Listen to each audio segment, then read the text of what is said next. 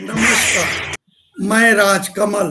आजकल समाचार देखने वाले सुधीजनों का स्वागत, अभिनंदन। प्रदेश सरकार बेसिक शिक्षा विभाग के में एक नीति लेकर आई है। कम छात्रों की संख्या वाले स्कूलों को दूसरे स्कूलों में विलय कर रही है, यानी पेयरिंग ऑफ स्कूल्स। लेकिन इसकी कई दुश्वारियां भी देखने को मिल रही हैं। कई जगह ये शुरू भी हो गया है। बहुत से सोशल मीडिया पे वीडियो भी आए, बच्चे रो रहे हैं जो स्कूल बंद हो गए हैं कि नहीं मैं इसी स्कूल में पढ़ूंगा। पेरेंट्स भी कुछ नाराज हैं।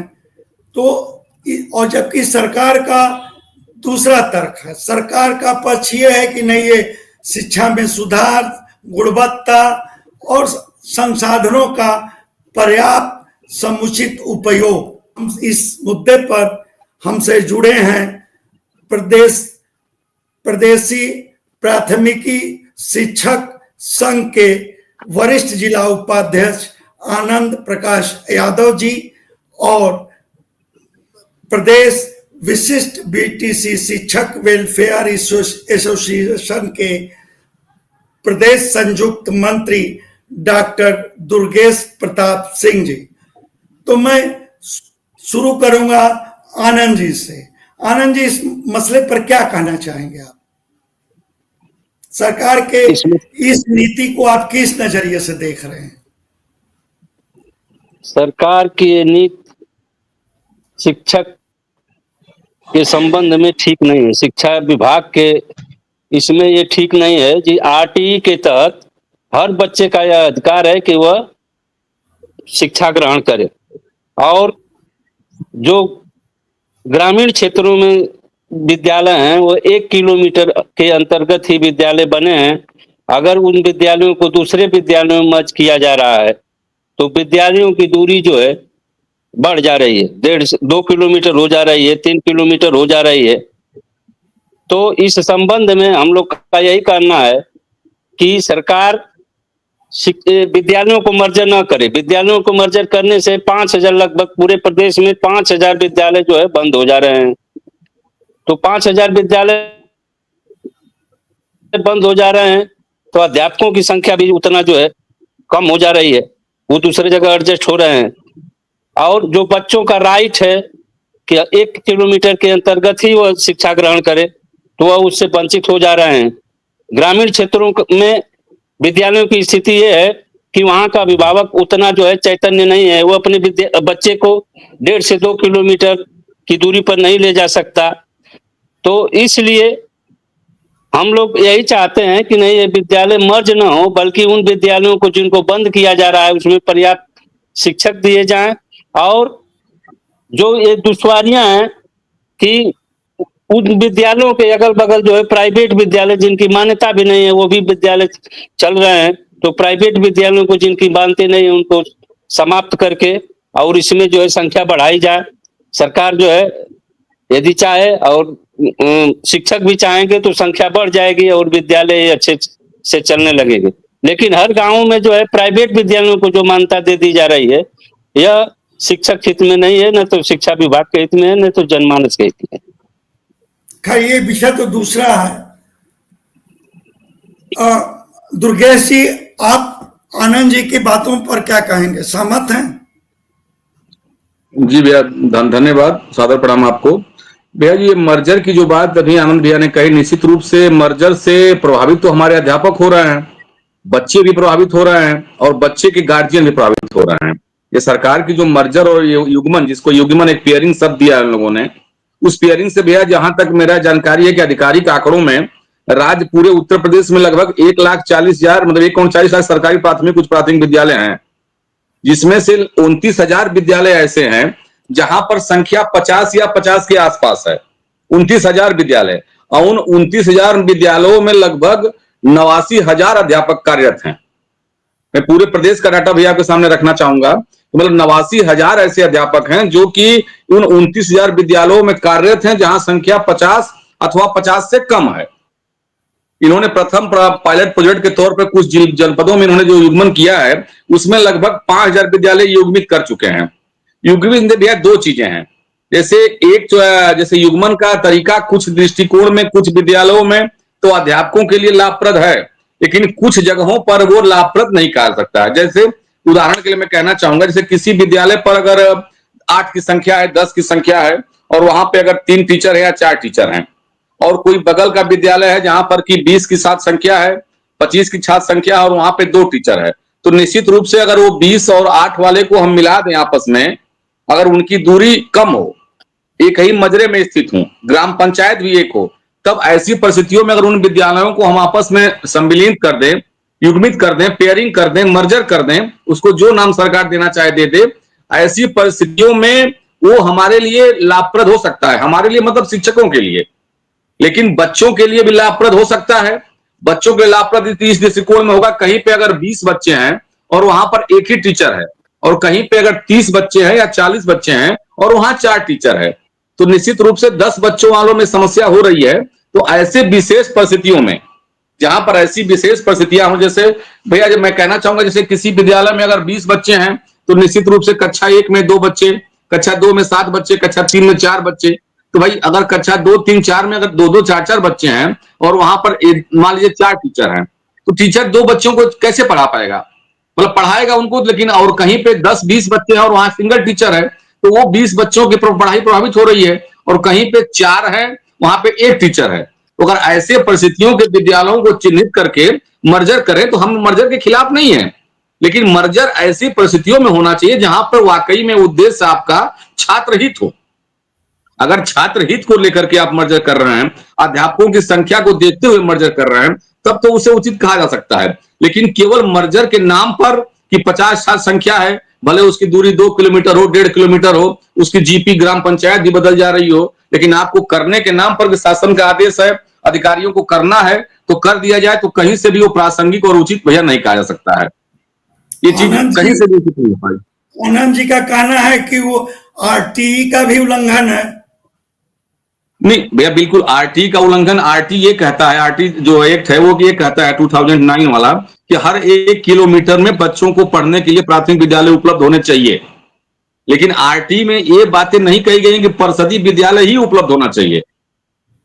भैया यहाँ पे ये समझने वाली बात हो जाएगी, अगर वहां पर गवर्नमेंट का विद्यालय नहीं है, अगर कोई मान्यता प्राप्त विद्यालय भी संचालित है, तो वो आरटी एक्ट के नियम को फुलफिल करेगा, इसमें कहीं दो राय नहीं है। लेकिन मान्यता प्राप्त विद्यालयों की जो स्थिति है, इससे हम आपको अवगत बेहतर ढंग से, तो विद्यालय पठन पाठन का एक माध्यम होने के बजाय एक व्यवसाय का केंद्र बने हुए हैं। उसको विद्यालयों का संचालन करने का जो भी उनका प्रबंध तंत्र है, उस विद्यालय को व्यवसाय के रूप में ट्रीट करता है। तो बहुत सारे हमारे इस तबके के ऐसे लोग भी हैं समाज में रहने वाले, जो कि वहां पर उस फीस को देने में या उन विद्यालय के संसाधन का उपयोग करने में, जैसे ड्रेस है, बैग है, कापी है, जो उनका आउटडोर टूर हो जाता है, उसकी जो समय समय फीस वगैरह लेते हैं, वो काफी उनके अपव्यय, मतलब उनको लगेगा कि धन का अपव्यय है, इसलिए कि वो छोटी पूंजी के आदमी है, तो बच्चों की पढ़ाई वहां बाधित हो जाएगी। हर व्यक्ति उतना व्यय नहीं कर सकता है जितना कि भैया। आनंद जी, गाजीपुर में क्या स्थिति है? लिस्ट आई क्या ऐसे विद्यालयों की? आनंद जी लिस्ट तो आई है, लिस्ट तो बन, हेलो जी बोले, हेलो जी बोले। लिस्ट तो बन गई है, ऐसे विद्यालयों की लिस्ट बन गई है। लिस्ट माननीय जिला बेसिक शिक्षा अधिकारी महोदय के यहाँ से बन करके डीएम साहब के यहाँ अप्रूवल के लिए लगी है, लेकिन अभी अब तक जो है अप्रूवल उसका नहीं हुआ है। जैसा कि आप बता रहे थे कि डीएम साहब ने कुछ आपत्ति की है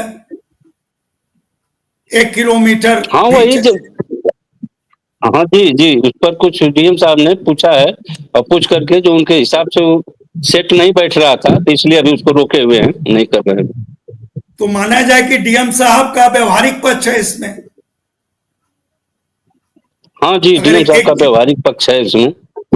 1 किलोमीटर का जो दायरा बना रहे हैं डीएम साहब जी। अच्छा आनंद जी, अगर 1 किलोमीटर भी आप पहले चर्चा हो रही थी दुश्वारियां क्या आएंगी बच्चों में अगर विलय होता है तो? दुर्गेश जी। दुश्वारियां यही है सर कि आज के बच्चे जो है ग्रामीण क्षेत्रों में, चाहे कोई भी हो, उसमें किसी इससे जात विशेष से इससे कोई ये नहीं है, लेकिन आज वही बच्चे पढ़ते हैं जो कमजोर तबके के, किसी भी जात बिरादरी के हों, जी कमजोर तबके के बच्चे हैं, वही परिषदीय विद्यालय में जाते हैं। तो उनका अभिभावक जो है उतना वो नहीं है, उत्सुक नहीं है, आना तो उतना जागरूक है कि वो अपने बच्चों को जो है 1.5 किलोमीटर 2 किलोमीटर सुबह तैयार करके, जी आदमी जो है शहर में आकर के रहता है, चाहे जो भी काम करता हो, तो वो 4 बजे उठ जाता है और 4 बजे से तैयारी करके 5-6 बजे वो रोड पर आ जाता है और 7 साढ़े 7 बजे तक अपने बच्चे को जो है किसी तरह विद्यालय पहुंचा देता है, चाहे जो भी उसके साधन के तरीके हों। लेकिन गाँव में इस तरह का नहीं होता है, वहां बच्चे अपने से स्वयं तैयार होते हैं और तैयार होकर के वो विद्यालय आते हैं। नहीं भी आते हैं तो फिर अध्यापक को जो है उस पर पहल करनी पड़ती है। अध्यापक उनके घर घर जा करके जो है वो कहता है कि नहीं, आपका बच्चा समय से नहीं आता है, रोज नहीं आता है, तो ये पहल जो है अध्यापक को करना पड़ता है। तो ये विद्यालय जब दूर हो जाएंगे तो जो गरीब तबके के बच्चे हैं, जो कमजोर तबके के बच्चे हैं, उनको पढ़ने में दिक्कतें होंगी, जो वो नहीं पढ़ पाएंगे और वो अपने घर पर ही रह जाएंगे, घूमते रह जाएंगे। तो यही दुश्वारियां, इसी तरह की दुश्वारियां हैं जो जिससे जो है इसका विरोध हो रहा है। दुर्गेश जी, क्या दुश्वारियों में बच्चों पर मनोवैज्ञानिक असर भी पड़ेगा क्या? जी जी भाई, बिल्कुल बिल्कुल, वो तो स्वाभाविक है कि बच्चों जैसे होते हैं तो अभी उनका जो बच्चों का मस्तिष्क है वो इतना ज्यादा है, अचानक से किसी विद्यालय को शिफ्ट करके आप किसी अन्य विद्यालय में बच्चों को डाल देंगे तो बच्चे कोई सामान तो है नहीं कि अचानक से आप उसको यहां से वहां कर दिए तो वहां भी वो सामान बिक जाएगा आपका। बच्चों का एक सेंटिमेंटल, एक इमोशनल लगाव होता है अपने अध्यापक के साथ, अपने कक्षा के साथ, अपने कक्षा कक्ष के वातावरण के साथ, अपने परिसर के साथ, परिसर में रखी खेलने कूदने की सामान के साथ, या लाइब्रेरी उनकी है, चाहे पुस्तकें जो हैं उनके साथ एक सेंटिमेंटल अटैच होता है भैया। अब वो स्वाभाविक भी है क्योंकि हम लोग भी विद्यार्थी रहे हैं, हम लोग का भी रहता है, कभी अपने जो पुराने विद्यालय हम लोग पढ़े हैं वहां से निकल कर जाने के बाद सामने से गुजरने पर उस विद्यालय की पुरानी चीजें अकस्मात ही मानस पटल में चलने लगती हैं, जैसे लगता है कि ये चीजें हमारे साथ गुजरी हैं, इससे हम गुजरे हैं। वो मनुष्य का स्वभाव है, मानव की प्रवृत्ति है। तो बच्चे अचानक से, आप 2 महीना किसी बच्चे को अप्रैल से लेकर के जुलाई तक पढ़ाइए किसी स्कूल में, फिर अचानक से उसको किसी अन्य विद्यालय में भेज दीजिए, वहां स्टाफ बदल गया, टीचर बदल गए, लोग बदल गए, तो थोड़ा सा उस बच्चे को सामंजस्य बिठाने में असुविधा तो स्वाभाविक है कि होगी, क्योंकि मनुष्य का स्वभाव है, मनुष्य की प्रवृत्ति है। जैसे अभी आनंद भैया कह रहे थे कि डीएम साहब का जो 1 किलोमीटर का पैमाना है, ठीक है भैया, 1 किलोमीटर का पैमाना दूरी, समय थोड़ा सा दूरी जरूर उन्होंने कम किया है, लेकिन उसमें भी कई असुविधाएं हो सकती हैं भैया। जैसे ये कहना है मेरा, जैसे 1 किलोमीटर की दूरी में ही हमारे यहाँ की भौगोलिक स्थिति से अच्छे ढंग से हम सभी परिचित हैं, उसके बीच में कोई नदी हो सकती है, कोई नहर हो सकता है, कोई छलका हो सकता है, या कोई ऐसी बस्ती हो सकती है जिस बस्ती से गुजर करके वो बच्चे उस बस्ती को क्रॉस नहीं करना चाहते हैं। सामान्यतः जो गांव की परिपाटी होती है उसमें ऐसा होता है कि कुछ लोग कुछ बस्तियों में जाने से या कुछ मजरों में जाने से परहेज करते हैं, तो वो थोड़ा सा असुविधा उनको होगी। और तीसरी जो आनंद भैया ने कहा, आनंद भैया से अपने को जोड़ते हुए, कि हमारे जो विद्यार्थी हैं वो हमारे विद्यार्थी निश्चित रूप से गरीब तबके से आते हैं, वो चाहे किसी भी जाति धर्म संवर्ग से हो, वो गरीब तबके के होते हैं। तो उन बच्चों के साथ ये भी होता है कि जैसे उनके माँ बाप हैं, अगर किसी खेत पे काम कर रहे हैं, कहीं मजदूरी कर रहे हैं, तो बच्चे अगर काम करने योग्य है तो काम करते हैं, लेकिन अगर काम करने योग्य नहीं है तो वो खाना पहुंचाते हैं, पानी पहुंचाते हैं, चाहे कोई सामान है तो वहां हमें अपने गार्जियन को, अपने माँ बाप को दे करके वापस से विद्यालय चले आते हैं। लेकिन अगर दूरी 1 किलोमीटर भी हो जाएगी तो निश्चित रूप से ना वो खाना देने जाएंगे ना पानी देने जाएंगे, तो उस दिन वो ऑलरेडी विद्यालय से अवकाश ले लेंगे कि आज हम विद्यालय जाएंगे ही नहीं, तो प्रभावित निश्चित रूप से शिक्षा व्यवस्था होगी। तो अगर जहां पे बहुत ज्यादा आवश्यकता, जैसे कुछ विद्यालय प्रदेश सरकार ने जो अपना गजट जारी किया उसमें उसने बताया कि 58 विद्यालय प्रदेश में ऐसे हैं जहां पे छात्र संख्या 0 है, और 58 विद्यालयों में लगभग कार्यरत उनके अध्यापक जो बताया कि 200 कितने अध्यापक कार्यरत हैं शिक्षा मित्र को जोड़ करके, तो निश्चित रूप से वहां पहल होनी चाहिए। उससे हम लोग डिनाई नहीं कर रहे हैं, जहां छात्र संख्या 0 है, किन परिस्थितियों में 0 है, उसका तो अधिकारीगण के द्वारा निरीक्षण किया जाए, क्योंकि हर साल जब सरकार 2-2 बार स्कूल चलो अभियान चलाती है तो संबंधित विकास खंड के खंड विकास अधिकारी और खंड शिक्षा अधिकारी दोनों लोगों की जिम्मेदारी रहती है कि दोनों के संयुक्त तत्वाधान में योजना संचालित होती है। तो एक बार नामांकन के प्रति उनको भी जागरूक होना चाहिए फिर भी अगर नामांकन नहीं हो पा रहा है तो ऐसी केस में उन विद्यालयों का मर्जर किया जाना प्रासंगिक होगा मेरे हिसाब से भैया। ये मेरा अपना व्यक्तिगत राय है मेरी। आनंद जी, दुर्गेश जी की बातों से आप भी सहमत हैं? आनंद सहमत जी, हैं। ऐसे जहां शून्य है उसमें संख्या तो उसको उसको उसमें मर्जर का करना है। जब उसमें हेलो, बच्चियों की सुरक्षा का भी तो सवाल है। जी जी जी भैया, जहां पे बच्चे न कम हैं निश्चित रूप से वहां पे बिल्कुल सवाल उठता है। बच्चियां छोटी छोटी अकेले जाएं। जी, बच्चियां हैं बिल्कुल, जैसे अध्यापक भी हैं, अध्यापक में महिला अध्यापकाएं हैं। याद होगा भैया आपको, कुछ वर्ष पूर्व सीतापुर में घटना घटी थी। एक महिला अध्यापिका विद्यालय में पठन पाठन करने के पश्चात जा रही थी। एक गांव के पगडंडी से होकर के विद्यालय में जाने का रास्ता था, कोई पक्का रास्ता नहीं था। उसके बाद गन्ने का खेत कहीं पड़ता था, उसमें उसके साथ दुराचार किया गया, तो वो चीजें हुई थी। थोड़ा सा उसका असर तो पड़ता ही है भैया, ऐसी परिस्थितियों में जाने आने का असर निश्चित रूप से पड़ता है। तो विद्यालय अगर है तो वहां तो रास्ता होना ही चाहिए। लेकिन आज भी हमारे गाजीपुर में भी बहुत ऐसे विद्यालय अवस्थित हैं जहां पर जाने का रास्ता ही नहीं है, आपको कच्ची पगडंडियों से होकर ही जाना पड़ेगा। तो अगर लेकिन इंफ्रास्ट्रक्चर, अगर गवर्नमेंट इंफ्रास्ट्रक्चर की बात कर रही है, अध्यापक की बात कर रही है, पठन पाठन के लिए मटेरियल उपलब्ध कराने की बात कर रही है, लेकिन उसके पूर्व वहां विद्यालय पर पहुंचने का रास्ता होना चाहिए, ये ज्यादा जरूरी है। उस ग्राम पंचायत के जो प्रधान है, चाहे सेक्रेटरी है या जो ग्राम पंचायत से जुड़े हुए लोग हैं राजस्व विभाग के, उनकी पहली जिम्मेदारी तो ये बनती है कि कम से कम विद्यालय तक पहुंचने का एक 4 फीट 5 फीट चौड़ा ही रास्ता, अगर बहुत लंबा चौड़ा नहीं बन पा रहा है तो कम से कम एक सामान्य रास्ता रहे ताकि आदमी पैदल चल करके वहां तक पहुंच सके। लेकिन जी भैया। बेसिक शिक्षा विभाग की महानिदेशक हैं कंचन वर्मा जी, उनका एक बयान पढ़ रहा था जो इसके पक्ष में कह रही हैं, पेयरिंग होने के बाद न केवल स्कूलों में छात्रों की संख्या बढ़ेगी बल्कि शिक्षक भी बढ़ने से अध्ययन में रोचकता आएगी और जिम्मेदारी भी बढ़ेगी। कंचन वर्मा जी ये कह रही हैं। आनंद जी, लग रहा है नेटवर्क प्रॉब्लम। दुर्गेश जी अगर भैया सुन रहे हैं। जी भैया ठीक, हम हमको भैया जैसे उन्होंने कंचन वर्मा जी ने कहा, अब डीजी हैं चूंकि महानिदेशक हैं, हमारे शिक्षा विभाग की सबसे बड़ी अधिकारी हैं प्रदेश की, वो उनका कहना कि अध्यापक बढ़ने से रोचकता आएगी। अब चूंकि अध्यापक बढ़ने से रोचकता उनका किस अभिप्राय में है वो मैं समझ नहीं पा रहा हूं कि अध्यापक बढ़ने से रोचकता का क्या मतलब है। और जहां तक छात्र संख्या बढ़ने का सवाल है, तो अगर वो विद्यालय 2 मर्ज हो जाएंगे तो उसमें छात्र संख्या पे असर कहां से पड़ेगी? मजरे तो वही रहेंगे, हमारी बस्ती तो वही रहेगी, जो हमारी जनसंख्या हम लोगों ने बाल गणना किया है, बच्चे तो हमारे वही रहेंगे। 2 गांव सभा को अगर मिला दिया जाए तो बच्चों की संख्या बढ़ सकती है टोटल, लेकिन वो बच्चे जो एक ही विद्यालय में आएंगे तो छात्र संख्या तो ऐसे बढ़ जा रही है। तो वो अलग उनका तर्क है। अब किस परिप्रेक्ष्य में उन्होंने कहा है और वो परिप्रेक्ष्य हमको नहीं पता है, लेकिन वो रोचकता अध्यापकों के बढ़ने से रोचकता नहीं होती है। अध्यापक तो कोई रहेगा, भरसक कोशिश करता है कि बच्चों को जितने रोचक ढंग से पढ़ा सके पढ़ाए। अब कुछ नए टीचर आए, हो सकता है कि उनकी पठन पाठन की शैली बदल जाए, ये हो सकता है। हर टीचर की अपनी संसाधन पढ़ाने भी की अपनी संसाधन भी तो बढ़ेंगे। संसाधन बढ़ने का मतलब अगर ह्यूमन सोर्स रिसोर्सेस है तो ह्यूमन रिसोर्स तो बढ़ेगा, क्योंकि 2 अध्यापक वहां के 2 अध्यापक वहां के 4 हो जाएंगे। बाकी संसाधन विद्यालय में कुर्सी मेज तो दोनों विद्यालयों के हो जाएंगे, बैठने वाले बच्चों की संख्या तो वही रहेगी।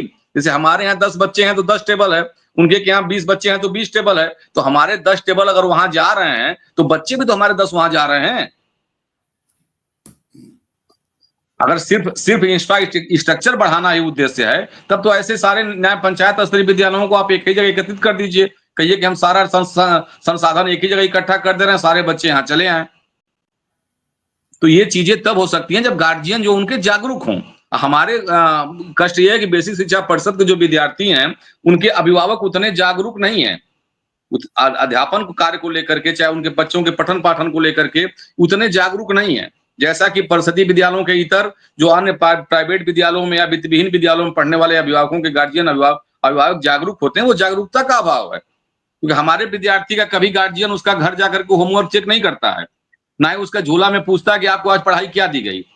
अगर बच्चा उनसे पेन कॉपी की भी डिमांड करता है तो उसको अवॉइड करते हैं, 2 दिन 4 दिन 3 दिन अवॉइड, जब तक कि बच्चा रोने न लगे, जिद न करने लगे। तो थोड़ा सा यहाँ पर भी विषय का अंतर हो जाता है। एक गार्जियन का जागरूक होना और एक बच्चे का गार्जियन से जबरदस्ती रोक कर कोई सामान लेना, दोनों चीजें में डिफरेंस तो आपको दिखेगा ही दिखेगा। तो वो अंतर भैया दिखेगा। दूरी बढ़ेगी तो अगर विलय जिस विद्यालय में वहां बच्चों में ड्रॉप आउट वाला भी समस्या खड़ी होगी। बिल्कुल बिल्कुल, वही मैं कहना चाह रहा था कि जैसे अभी क्या, जैसे खाना पहुंचाने जाना है तो खाना भी पहुंचा दिया कुछ टाइम के लिए, विद्यालय भी आ गया हो तो कुछ टाइम के लिए भी आया तो कुछ तो उसने सीखा। अब जब विद्यालय दूर हो जाएगा तो अपने घर से अक्सर जो खेत बाड़ी होती हैं वो गांव मजरे से थोड़ा दूरी होता है खेत, यहाँ पे वो मजदूरी करते हैं, तो दूर के खेत में वो खाना पहुंचाने गया, फिर अपने घर आया, फिर दूर के विद्यालय में पढ़ने जाए तो वो असुविधा होगी। और निश्चित रूप से इसमें सबसे अधिक प्रभावित बच्चियों की शिक्षा होगी। जो बच्चियां हैं उनकी शिक्षा ज्यादा प्रभावित होगी। बच्चे तो ठीक है थोड़ा बहुत सरवाइव कर लेंगे, चले जाएंगे चले आएंगे, गार्जियन भी उनको छोड़ सकता है, लेकिन बच्चियों की शिक्षा प्रभावित हो सकती है अगर विद्यालय ज्यादा दूर हुए तो।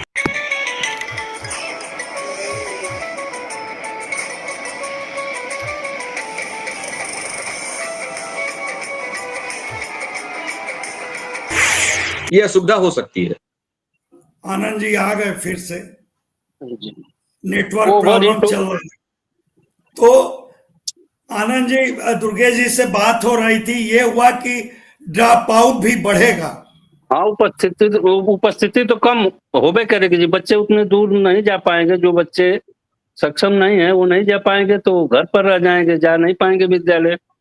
तो माना जाए कि दूरी बढ़ेगी, ड्रॉप आउट बढ़ेगा जी। लेकिन सरकार इसमें कई तर्क दे रही है अपना कि नहीं ये ठीक है। जहां अच्छा संख्या क्या रखा गया है, कम संख्या जो संख्या का मानक संख्या का कहीं भी जो रिटेन में जो है कहीं संख्या का मानक नहीं रखा गया है। लेकिन अब अपने से माननीय मुख्यमंत्री जी ने जो एक ट्वीट दिया था, माननीय मुख्यमंत्री जी ने एक जो ट्वीट किया था उसमें उन्होंने 50 से कम छात्र संख्या की बात कही है कि 50 से कम छात्र संख्या वाले विद्यालय ही मरती है। लेकिन उसका कहीं रिटेन में नहीं है कि 50 से कम संख्या होनी चाहिए, तो संख्या का कहीं नामे नहीं दिया गया है।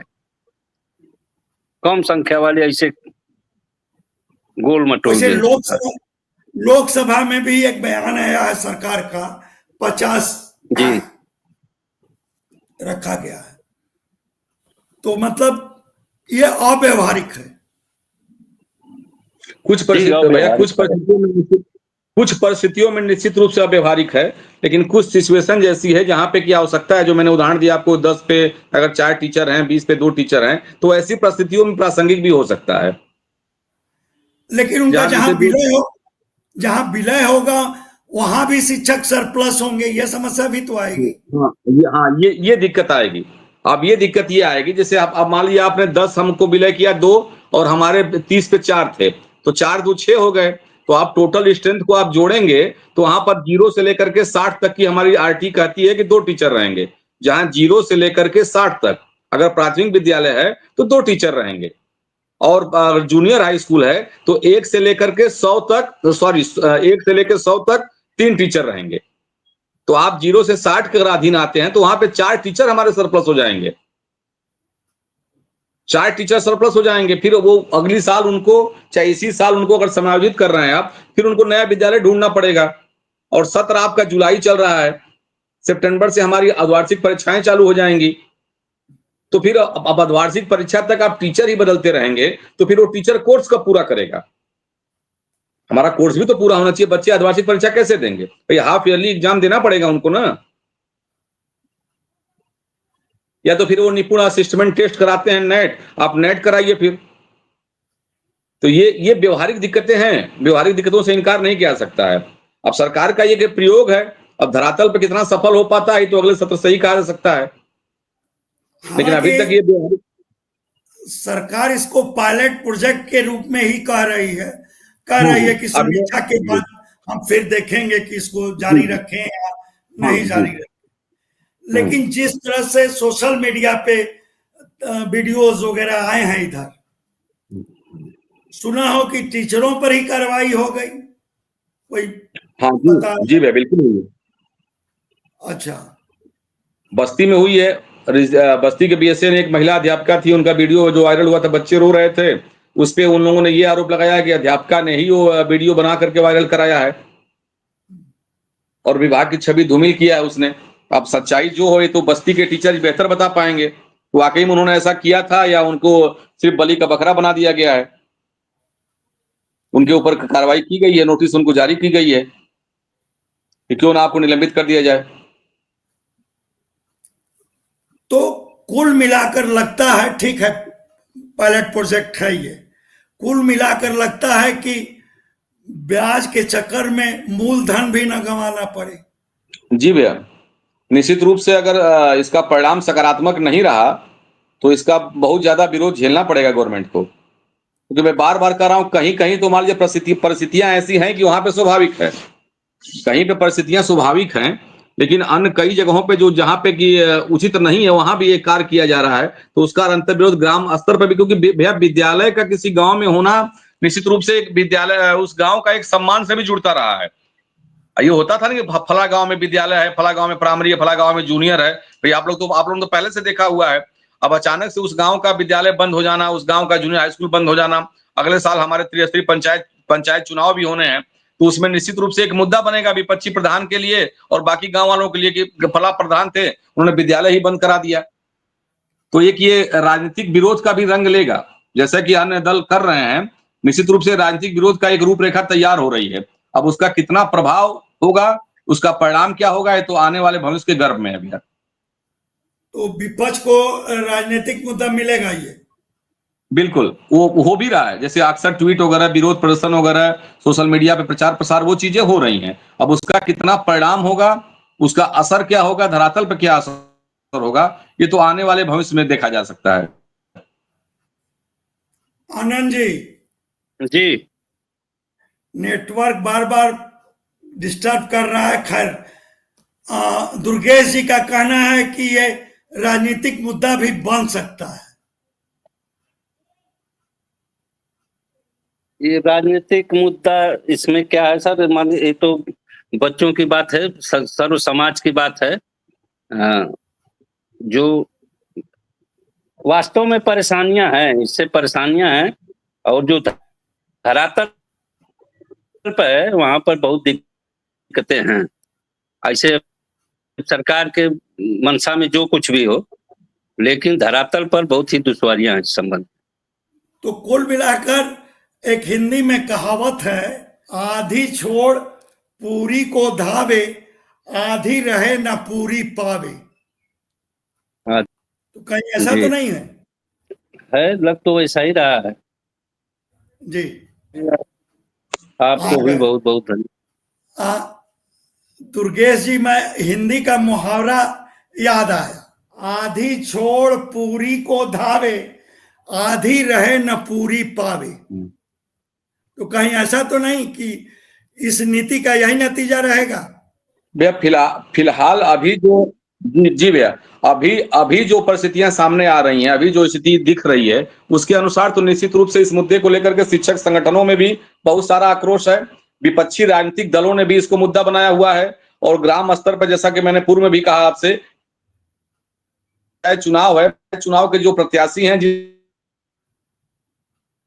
उस गांव के प्रत्याशी भी निश्चित रूप से इसको अग्रिम चुनाव में मुद्दा बनाएंगे। ये कहीं न कहीं से भरपूर विरोध अभी तक इस सारी योजना का तो धरातल पे प्रदर्शित हो रहा है। आनंद जी, दुर्गेश जी की बात से सहमत हैं आप?